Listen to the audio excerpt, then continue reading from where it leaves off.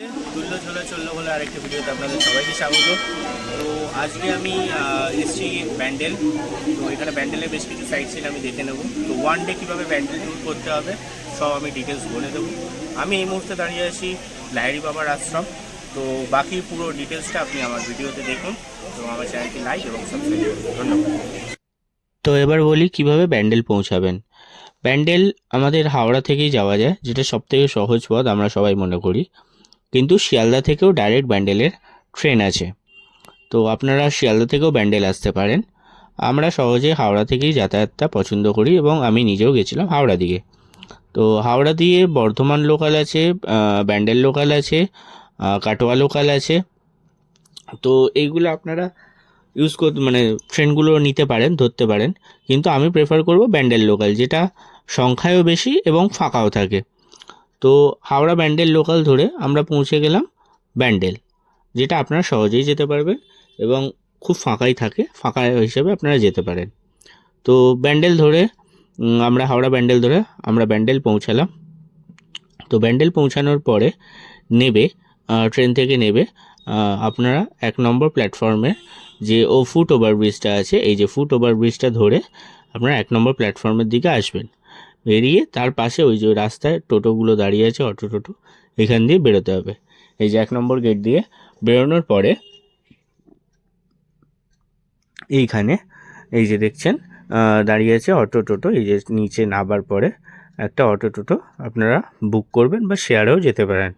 তবে আমি প্রেফার করব, যদি একসাথে 3-4 জন থাকেন তাহলে বুক করে নিয়ে যাওয়াটাই ভালো, তাতে নিজেদের সুবিধা মতন ঘোরা যায়। তো আমরা একটা টোটো বুক করে নিয়েছিলাম। টোটো বুক করে আমরা যাত্রা শুরু করলাম। তো আমাদের প্রথম ডেস্টিনেশন ছিল যে সেটা হচ্ছে লাহিড়ী বাবার আশ্রম। তো এই লাহিড়ী বাবার আশ্রম যাওয়ার পথে আমরা অনেকগুলো পিকনিক স্পটও দেখতে পেয়েছি। তো ব্যান্ডেলে চাইলে আপনারা পিকনিক করতেও আসতে পারেন এবং এখানে প্রচুর পিকনিক স্পট আছে যেগুলো ভাড়া দেওয়া হয়। তো পিকনিকের জন্য আপনারা ব্যান্ডেল চুজ করতে পারেন। তো লাহিড়ী বাবার আশ্রম যেতে প্রচুর পিকনিক স্পট আছে, আপনারা এগুলো দেখতে পারেন, আসতে পারেন এবং যোগাযোগ করে পিকনিক করতে পারেন। তো এই হচ্ছে রাস্তা দিয়ে প্রচুর পিকনিক স্পট দেখতেই পাচ্ছেন। তো আমরা আস্তে আস্তে এগিয়ে চলেছি লাহিড়ী বাবার আশ্রমের দিকে। তো জায়গাটার নাম হচ্ছে রাজহাট। তো এবার চলুন দেখে নেওয়া যাক লাহিড়ী বাবার আশ্রম।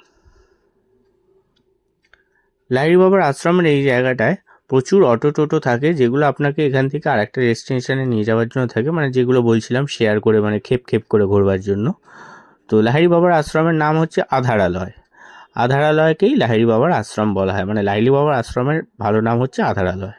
তো লাহিড়ী বাবার আশ্রমের বাইরে প্রচুর খাবারের স্টল আছে, আপনারা এখান থেকে খাবার খেতে পারেন, স্ন্যাক্স টাইপসের, চা জলখাবার এরকম খেয়ে নিতে পারেন। তো লাহিড়ী বাবার আশ্রমের ভেতর দিকে ঢোকবার পরেই আপনারা প্রচুর সুন্দর বাগান পাবেন এবং বিভিন্ন ফাউন্টেন পাবেন, যেগুলোকে ফোয়ারা বলা হয়। তো এরকম প্রচুর ফাউন্টেন এবং ফোয়ারা এবং প্রচুর ঠাকুরের মূর্তি। আর কি বলবো, দেখতেই পাচ্ছেন চোখ ধাঁধানো ফুলের বাহার, কিছু বলারই নেই। আপনারা ভিডিওতে দেখেই আশা করি বুঝতে পারছেন যে এটাকে সামনাসামনি দেখলে কতটা সুন্দর লাগে। আর এক সাইডে ছিল প্রচুর হাঁস, রাজহাঁস, পাতিহাঁস, প্রচুর হাঁস এখানে হাঁসগুলো রাখা ছিল এবং তাদের জন্য একটা ছোট্ট পুকুর করে দেওয়া ছিল। সেই পুকুরগুলোতে তারা খেলা করছিল এবং ঘোরাফেরা করছিল। আর দু সাইডে দুটো এত গোলাপের গাছ, এত গোলাপ বাগান, দেখবার মতন। কি বলবো, আমার তো চোখ পুরো আটকে গেছিলো। আর রাস্তার মাঝে মাঝে এইরকম বেশ ফুলের গাছের তোরণ, অসাধারণ লাগছিল। তো সকালেই বেশ ভালো লাগছিল, রাত্রিরেও বললো এখানে লাইট জ্বললে খুব সুন্দর লাগে। তো এরপরে আসুন দেখে নেওয়া যাক আরও ভেতরের দিকে কী আছে। তারপরে আমরা আস্তে আস্তে এগিয়ে চললাম ভেতরের দিকে। ঢুকেই এইখানে একজন মায়ের মূর্তি আছে, এখানে হচ্ছে দেবী মায়ের মূর্তি। এইখানে জুতো রাখবার ব্যবস্থা, এখানে 2 টাকা করে নেয়, নিয়ে জুতো রাখা হয়। জুতো নিয়ে নিজেরা একটা বস্তার ব্যাগে ভরে আপনারা এখানে রেখে দেবেন, দিয়ে তারপরে আস্তে আস্তে মূল মন্দিরের ভেতর প্রবেশ করবার জন্য এই জায়গা দিয়ে এগোতে থাকবেন। এবার চলুন আস্তে আস্তে ভেতরে যাওয়া যাক। এইখানে প্রচুর থাকার ব্যবস্থাও আছে, প্রচুর ঘর আছে। তো আপনারা যেমন রামকৃষ্ণ মিশনে জয়রামবাটি, কামারপুকুর বা রামকৃষ্ণ মিশনে যে কোনো জায়গায় গেলে এরকমভাবে রুম বুক করা যায়, তো আপনারা এখানেও রুম বুক করে থাকতে পারেন। তো এখানে ওদের অফিস আছে, অফিসে কথা বলে নিতে পারেন গিয়ে, বা ফোন নাম্বার আছে গুগল থেকে ফোন নিয়ে আপনারা বুকিং করে নিতে পারেন। আর একটা জিনিস দেখাই আপনাদেরকে, যে প্রচুর এত সুন্দর সুন্দর মানে মূর্তি, কিছু বলার নেই। আর গাছের মধ্যে এই আঁকাগুলো আমার তো দারুণ লেগেছে, একটার পর একটা শুধু দেখতে থাকুন আপনারা। এত সুন্দর আঁকা, মানে কি বলবো, মানে এত সুন্দর শিল্পকর্ম, কিছু বলার নেই, মানে অসাধারণ, দেখে একদম মুগ্ধ হয়ে গেছি। এরপরে আস্তে আস্তে আমরা মূল মন্দিরের দিকে এগিয়ে চলছি। তো দেখতে পাচ্ছেন এই ছবিটা আমার খুব স্পেশালি খুব ভালো লেগেছে, এত সুন্দরভাবে, মানে মনে হচ্ছে গাছটাকে যেন আগলে রেখেছে। দিয়েই তারপরে সিংহদুয়ার দিয়ে ঢুকলেই মেন এই মন্দিরের ভেতরে আস্তে আস্তে ঢুকছি আমরা। এই যে এইখানটায়, এই যে পেছনে দেখা যাচ্ছে মন্দির, এই আস্তে আস্তে এগিয়ে চলা হচ্ছে। আস্তে আস্তে এগিয়ে গিয়ে আমরা মেন মন্দিরে ঢুকছি। মেন মন্দিরে ঢুকবার পরে এই সামনে টুকুনিতে ভিডিও বা ফোন অ্যালাউ আছে। তারপরে ওই যে ওই সাদা যে গেটটা দিয়ে ঢুকবার পরে, মানে এর পরের গেটটা, ওর পর থেকে আর ফোন অ্যালাউ নেই। তো অনেকে চুপি চুপি ফোন বার করেছে ভিডিও। আমিও কেন মিথ্যা কথা বলবো, আমিও অল্প ফোন ইউজ করেছিলাম, কিন্তু না করাই ভালো। যদিও অনেকেই প্রচুর প্রচুর মানে লোকেই ফোন ইউজ করছে, তো ওদের অফিসিয়ালি বারণ আছে ফোন ইউজ করা, তো অনেকেই ইউজ করছে। তো এইখানে দেখতে পাচ্ছেন পুরো জলের মধ্যে দিয়ে মন্দিরটা, জলের উপরেই মন্দিরটা অ্যাকচুয়ালি বেস্ট। আর এইখানে দুটো সাইডে মন্দির আছে, একটা সাইডে রাম সীতা, আর একটা সাইডে মা কালী। তো এই যে পুরো দেখছেন ব্রিজের ভিতর দিয়ে লোক যাতায়াত করছে, খুব সুন্দর জায়গা, আমার খুবই ভালো লেগেছে মন্দিরটা। তো এখানে ভোগ প্রসাদ খাওয়ারও ব্যবস্থা আছে। তো ভেতরে এই জলের অ্যাকচুয়ালি এই নিচে, মানে এই মন্দিরটার ভেতর দিয়ে ঢুকে আপনাদের নিচে যেতে হবে অ্যাকচুয়ালি লাহিড়ী বাবার মূর্তি দেখতে। তো অ্যাকচুয়ালি বলতে গেলে জলের নিচে আছে লাহিড়ী বাবার মূর্তি, এবং সেখানে একটা বিশাল শিবলিঙ্গ আছে। তো আমরা গেছিলাম, ওখানে তো ফোন অ্যালাউ নেই, তো তাই দেখাতে পারলাম না। তো তারপরে দেখে এদিকে বেরিয়েই গেট দিয়ে আবার মানে মূল মন্দির থেকে বেরিয়ে এসে গেট দিয়ে আপনারা দেখতে পারবেন এটা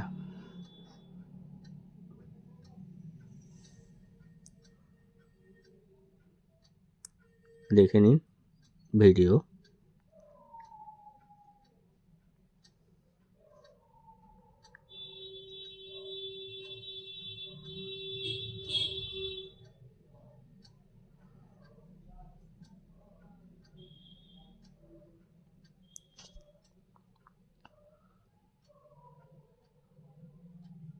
এইখানে দেখতেই পাচ্ছেন প্রচুর, মানে এখানে অ্যাকচুয়ালি মন্দিরটার মধ্যে আমার যেটা লাগলো, সর্ব ধর্মের মানে সংমিলন জায়গা যেটাকে বলা হয় সেই রকম, নানা ধর্মের এখানে মূর্তি আছে, এবং মন্দির টাইপসের করা আছে, যেটা আমার খুবই ভালো লেগেছে। তো আপনারা দেখতেই পাচ্ছেন তো সেটা। এবার এই যে দেখুন এখানে মুসলমানদের আছে, এখানে দেখতে পাচ্ছেন এদের আমাদের হিন্দু লোকনাথ বাবা। তারপরে এখানে শিবের একটা আছে, এই যে শিবের দেখতেই পাচ্ছেন। খ্রিশ্চানদেরও একজন আছে, যিশুর, মানে খ্রিশ্চানদেরও একটা মন্দির টাইপসে করা আছে যিশুর দিয়ে। আর এই শিবের এইটা করা আছে, যেটাতে একটা ফলস ঝর্ণা লাগানো আছে, অসাধারণই লেগেছে। আর বিশাল বড় শিবের মূর্তি দেখতেই পাচ্ছেন। আর পুরো এটার উপরেই অ্যাকচুয়ালি ঝর্ণাটা, ফাউন্টেনটা করা আছে। তো অসাধারণ একটা জলের আওয়াজ এবং ভীষণ একটা অদ্ভুত শান্তি এই মন্দিরটার ভেতরে। তো এটা দেখবার পর বেরিয়ে পড়লাম লাহিড়ী বাবার আশ্রম থেকে। এরপর আমি যাচ্ছি আমাদের পরবর্তী ডেস্টিনেশন, সেটা হচ্ছে গায়ত্রী মন্দির। তো আস্তে আস্তে আমরা লাহিড়ী বাবার আশ্রম থেকে বেরিয়ে চলে এলাম গায়ত্রী মন্দির। দেখে নেওয়া যাক গায়ত্রী মন্দির। তো গায়ত্রী মন্দিরে ঢুকে এরকম সেম ওই রকম লাহিড়ী বাবার আশ্রমের মতনই বেশ কিছু মূর্তি আছে এখানে এবং ফাউন্টেন আছে, এবং এই আমরা যাচ্ছি এগিয়ে মা গায়ত্রীর মন্দিরে। এখানে এখানে আরেকটা জিনিস যেটা এখানে এই যে মা গায়ত্রীর মন্দির, তো মা গায়ত্রীর মন্দির দেখুন, তারপরে আপনাদের বলছি। এই যে মেন মন্দিরে ঢুকলাম, এই যে মা গায়ত্রী,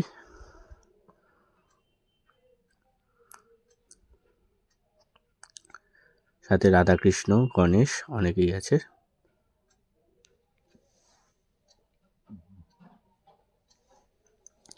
দেখতেই পাচ্ছেন এখানে একটা শিবের মূর্তি আছে।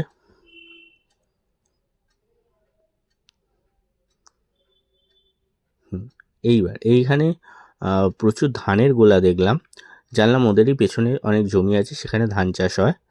তো সেইগুলো ওরা বাজারে বিক্রি করে গরিব দুস্থ মানুষদের সেবা করে। তো এইখানে দাতব্য চিকিৎসালয় আছে, যেটা আমার খুব ভালো লাগলো, তো আপনাদের দেখাবো। এই দেখুন এখানে ধানের গোলার মতন জড়ো করে রেখেছে, ফাউন্টেন আছে ভীষণ। এই হচ্ছে ওদের অফিস।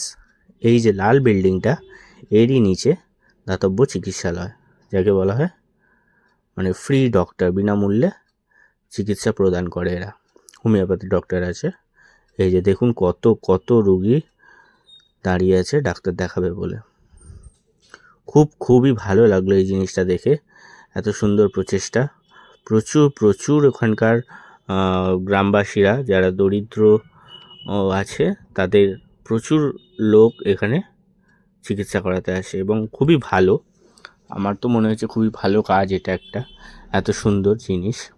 তো এটা আমার খুবই ভালো লেগেছে।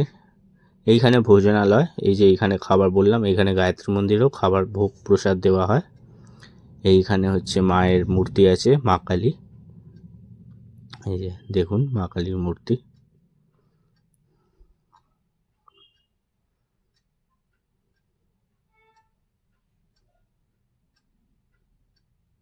এখানে মা শেরাওয়ালির মূর্তি। তো আমরা গায়ত্রী মন্দির দেখে বেরিয়ে পড়লাম আমাদের পরবর্তী ডেস্টিনেশন শরৎচন্দ্র চট্টোপাধ্যায়ের পৈতৃক বাড়ি। দেখে নিন শরৎচন্দ্র চট্টোপাধ্যায়ের বাড়ি। তো আমি এখন আজকের ট্যুরের মধ্যে দাঁড়িয়ে আছি এখন শরৎচন্দ্র চট্টোপাধ্যায়ের পৈতৃক বাড়িতে। তো এই ভিডিওতে আপনারা দেখতেই পাবেন যে কী পরিস্থিতি আছে। অ্যাকচুয়ালি এটাকে এখন নতুন রিমডেলিং করা হয়েছে, কেউ থাকে না এখানে। যেমন আমি আগে দেখিয়েছিলাম দেউলটিতে শরৎচন্দ্র চট্টোপাধ্যায়ের আরেক বাসভবন, যেটা উনি জীবনের অন্তিম 12 বছর কাটিয়েছিলেন। তো এটা ওনার পৈতৃক ভিটে। তো এটাকে এখন সরকার থেকে হয়তো বা জানি না কি একটু মডিফাইড করে এখন রেখেছে, কেউই থাকে না, ওই মাঝে মাঝে ট্যুরিস্ট ভিজিট করতে আসে। তো আপনি পুরো ভিডিওটা দেখুন, আপনারা সবাই জানুন। Thank you.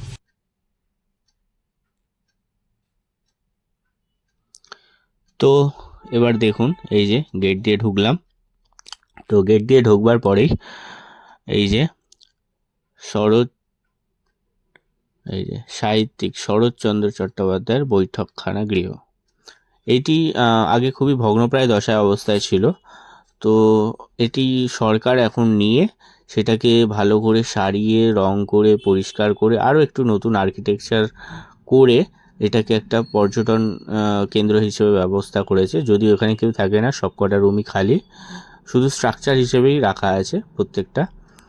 আর খুবই ফাঁকাই বলতে গেলে, লোকজন থাকে না, স্থানীয় ছেলেরাই ঢুকে এখানে খেলাধুলা করছিল। এখানে শরৎচন্দ্র চট্টোপাধ্যায়ের একটা বিশাল মূর্তি আছে, এই যে দেখতেই পাচ্ছেন, একতলা বাড়ি, খুবই সুন্দর, মানে এখন সাজিয়ে গুছিয়ে করেছে। এই যে দেখছেন স্থানীয় ছেলেরা খেলাধুলা করছে। তবে আমার মনে হয় এখানে সিকিউরিটি গার্ড রাখা উচিত, এবং মেনটেন এইভাবে না করলে কিন্তু দুদিন বাদে এটা আবার খারাপ হয়ে যাবে। এবং আমি জানি না রাত্রিরে কী অবস্থায় থাকে, বাট আমার মনে হয় এখানে একটা সিকিউরিটি গার্ড রাখা উচিত। মানে আমি যখন গেছিলাম তখন আরেকটা ট্যুরিস্ট গ্রুপ দেখছিল, যেটা আমার সবথেকে খারাপ লাগলো এই যে এই ছেলেটা দরজায় লাথি মারছিল। আমি গিয়ে বলাতে ছেলেটা ভয়ের চোটে তারপর ছেড়ে দেয়। এই যে ভেতরে একজন লুকিয়ে ছিল, ওই যে খেলাধুলা করছিল বলছিলাম। তো এরা লাথি মারছিল, এটা আমার খুবই খারাপ লেগেছে। তো সেই হিসেবেই আমি বলছি একজন সিকিউরিটি গার্ড থাকাটা খুবই জরুরি, নইলে এত সুন্দর করে যে জায়গাটা তৈরি করা সেটা কিন্তু নষ্ট হয়ে যাবে। তো এই যে দেখতে পাচ্ছেন ভেতরে ট্যুরিস্ট গ্রুপও ছিল আর একটা গ্রুপ ছিল। তো এই যে দেখছে সব কটা ঘরই ফাঁকা, কিছুই নেই। তবে পুরোনো দিনকার যে স্ট্রাকচারে রেখে মেনটেন করে চলে রেখেছে এবং এটাকে পুরোনো জিনিসটাকে রেস্টোরেশন করেছে, এটাই ভালো। সরকারের তরফ থেকে একটা বেশ উদ্যোগমূলক কাজ দেখলাম। তো এরকমই খালি ঘর ছিল, দালানগুলো এরকম মানে পুরোনো দিনকার যেরকম দালান হয় এই রকমভাবে ছিল। একটা শরৎচন্দ্র চট্টোপাধ্যায়ের একটা ফ্লেক্স রাখা ছিল টালির চালের, দেখতেই পাচ্ছেন।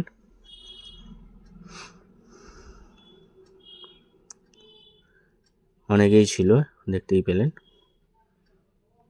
তো এরপরে আমরা চলে গেলাম তার পাশেই উল্টো দিকেই, সেটা হচ্ছে শরৎচন্দ্র চট্টোপাধ্যায়ের, এই যে এটা হচ্ছে শরৎচন্দ্র চট্টোপাধ্যায়ের স্মৃতি মন্দির। তো এইখানে শরৎচন্দ্র চট্টোপাধ্যায়ের ব্যবহৃত কিছু জিনিস এবং ওনার লেখা বই, ওনার উনি যেখানে যেখানে থেকেছিলেন তার কিছু পুরনো ফটোগ্রাফস, এবং দেখতেই পাচ্ছেন এটাও পশ্চিমবঙ্গ সরকারের তরফ থেকেই করে দেওয়া হয়েছে। তো মানে ছিল, সেটাকে ওই রেস্টোরেশন যেটাকে বলে সেরকমভাবে সংগ্রহশালা টাইপসের একটা করেছে। মন্দ নয়, ভালো, যেতে পারেন এই স্পটটা দেখলে আপনার ভালোই লাগবে, খারাপ না।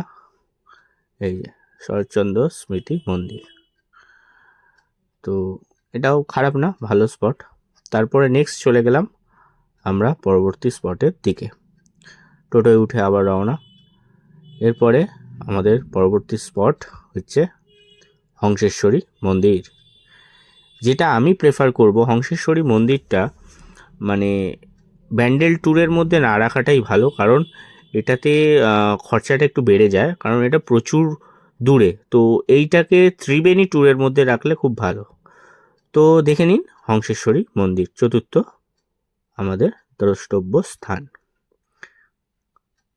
এই যে এইখান দিয়ে আমরা হংসেশ্বরী মন্দিরের টোটো থেকে নামিয়ে দিল আগে, নেবে এই যে আমরা হংসেশ্বরী মন্দির, ওই যে দূরে দেখা যাচ্ছে হংসেশ্বরী মন্দির, আমরা এগিয়ে চললাম। এখানে ফুলের ডালা আছে, ফুলের ডালা নিয়ে পুজো দিতে পারেন এবং টুকটাক ছোটোখাটো সামগ্রীর দোকান আছে। এখানে বাইক গাড়ি পার্কিংয়ের জায়গা আছে। অবভিয়াসলি জুতো বাইরে খুলে রেখে হবে, জুতো রেখে ভেতরে ঢোকা, এটার হচ্ছে ব্যাপার। এই যে হংসেশ্বরী মায়ের মন্দির, সাদা এই যে দেখতে পাচ্ছেন চার্চের আদলে অনেকটা, এই হচ্ছে হংসেশ্বরী মায়ের মন্দির। এখানে হংসেশ্বরী মায়ের মন্দিরের বিবরণ লেখা আছে।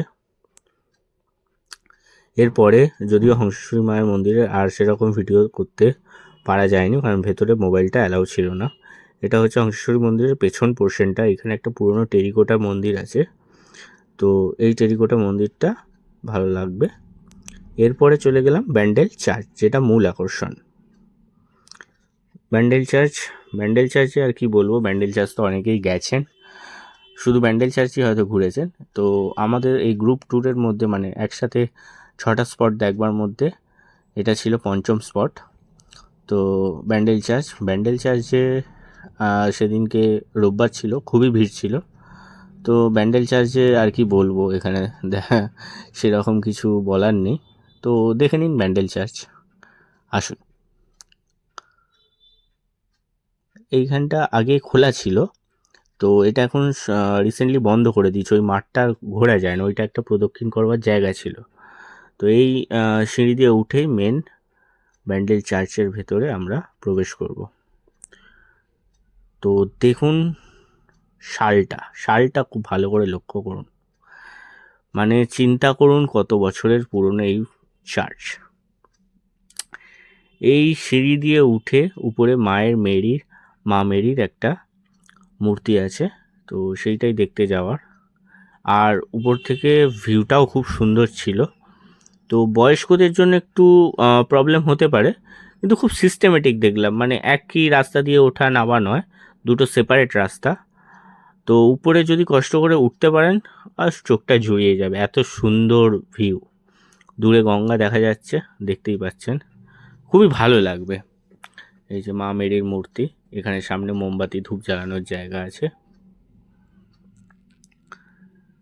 খুব ভালো লাগলো ব্যান্ডেল চার্চের এই জায়গাটা দেখে।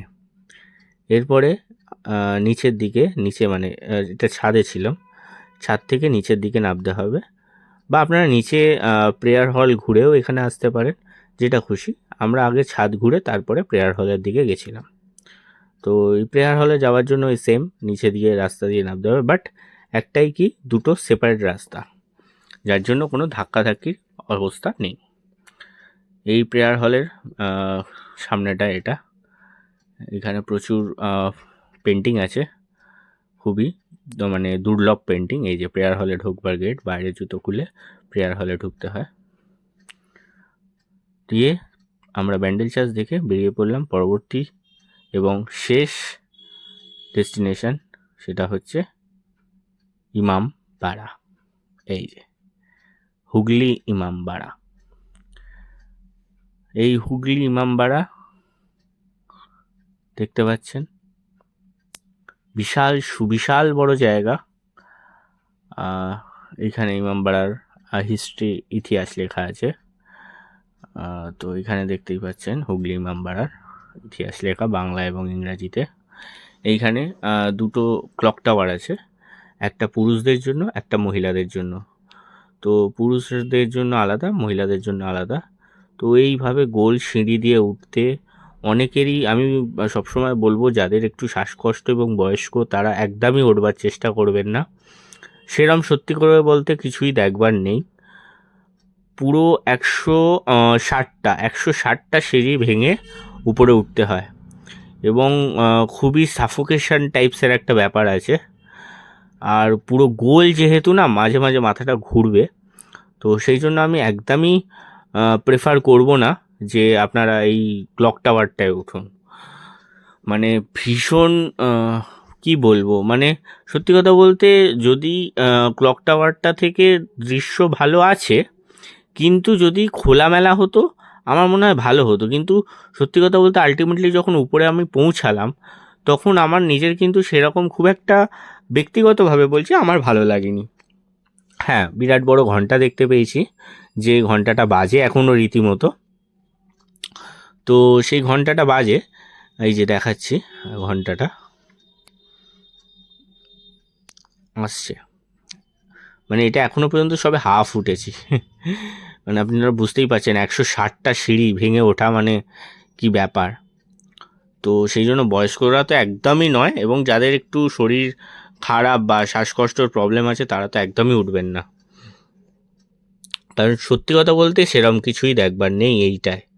এই যে ঘন্টা ঘর, এই যে ঘন্টাগুলো এখনো বাজে, কিন্তু এই যে ঘন্টা ঘর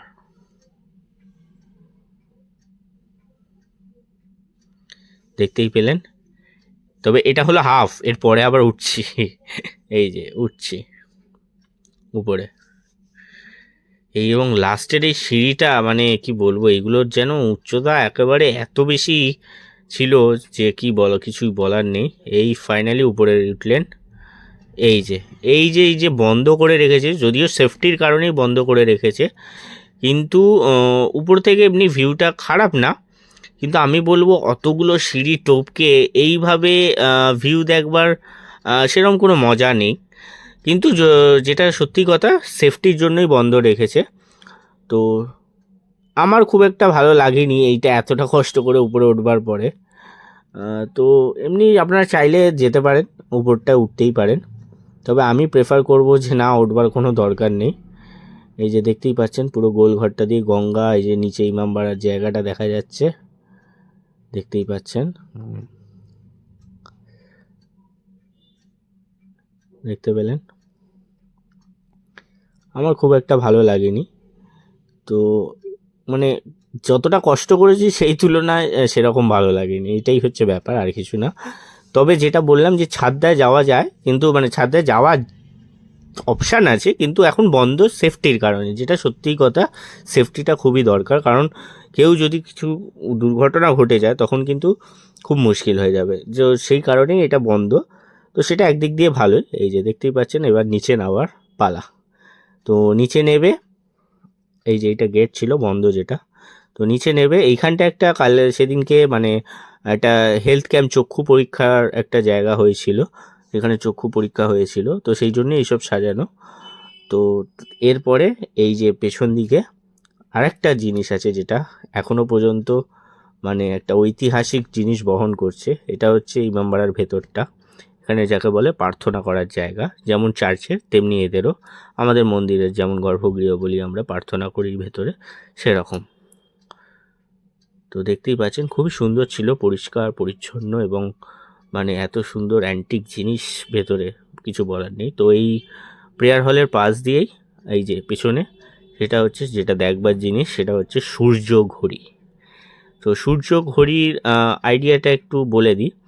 সূর্য ঘড়িটা হচ্ছে কোনো চলমান ঘড়ি নয়, এটা সম্পূর্ণই সূর্যের আলোর উপর ডিপেন্ড করে। আর ঘড়ির যে স্ট্রাকচারটা সেটা দেখুন, তাহলে আমার বোঝাতে সুবিধা হবে। চলুন, এই যে দেখুন সূর্য ঘড়ি, তো বুঝতেই পারছেন সিমেন্টের, এখন যদিও সিমেন্টের করে দেওয়া হয়েছে। তো এই যে দেখুন, খুব একটা বেশি ডিফারেন্স দেখলাম না, 4-5 মিনিটের এদিক ওদিক। এই যে ছায়াটা পড়ছে সেইটা দিয়ে সূর্যের ঘড়ির এটা মাপা হচ্ছে। এটা হচ্ছে পেছন পোর্শন, মানে একদম গঙ্গার সাইডে। এখানটা বসে আপনারা অনেকক্ষণ গল্প টল্প করতে পারেন, খুবই ভালো লাগবে। আমার তো বেসিক্যালি নিজের খুব এই পোর্শনটা আমার খুব ভালো লেগেছিলো। তো ইমামবাড়া দেখে আমরা অন্তিম সব দেখে এবার বেরিয়ে পড়লাম স্টেশনের দিকে। তো আমরা এই টোটো কাকুর সাথে ঘুরেছিলাম। এই টোটো কাকুকে আপনারা ফোন করে যেতে পারেন আগে থেকে বুকিং করে, খুবই ভালো ব্যবহার, এবং আপনারা বলতে পারেন এরকম চ্যানেল দেখে এসছি, তো উনি কিছু কম সম করে দেবেন।